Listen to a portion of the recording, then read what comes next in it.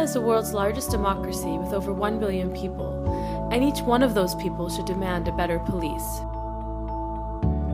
India's police law was written in 1861, a time when those in power used the police to keep the public under control. The police were made to be a force, not a service, and the public were regularly stripped of their rights. Can you believe this is still the law in the books? Then in 1979, the National Police Commission was set up to report on policing and give recommendations for reform.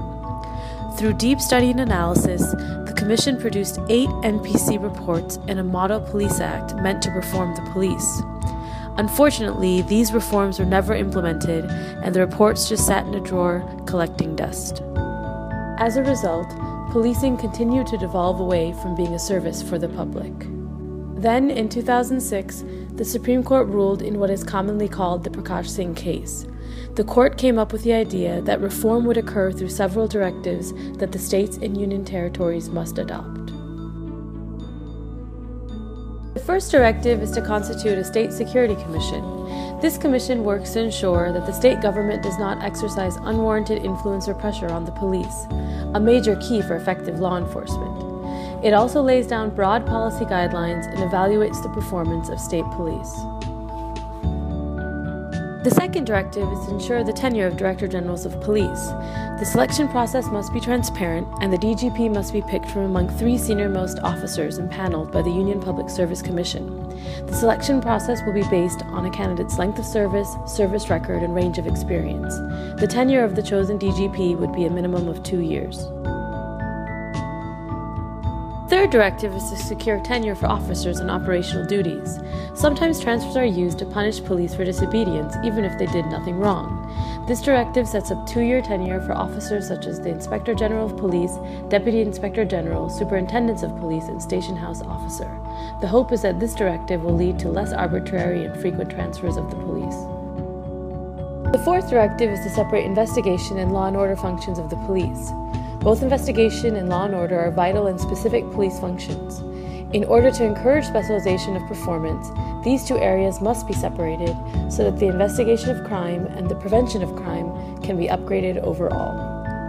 The fifth directive is setting up a police establishment board, which will be made up of the Director General of Police and 4 other senior officers. For police officers of and below the rank of Deputy Superintendent of Police, the board will decide all transfers, postings, promotions, and other service-related matters. For DSPs and above, it will make recommendations to the state government on postings and transfers. The sixth directive is creating a police complaints authority. This mechanism will look into public complaints against officers in cases of serious misconduct to secure the public's rights. The PCA will be at the state level and district level.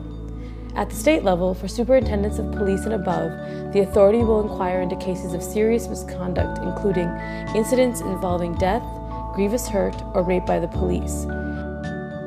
At the district level, for officers of and up to the rank of DSP, the authority will inquire into cases of serious misconduct, including death, grievous hurt, rape in police custody, extortion, land grabbing, and any incident involving serious abuse of authority. For people who are victims of police misconduct, this authority is the only way to find justice. After all, the police are meant to be a service. These are your rights.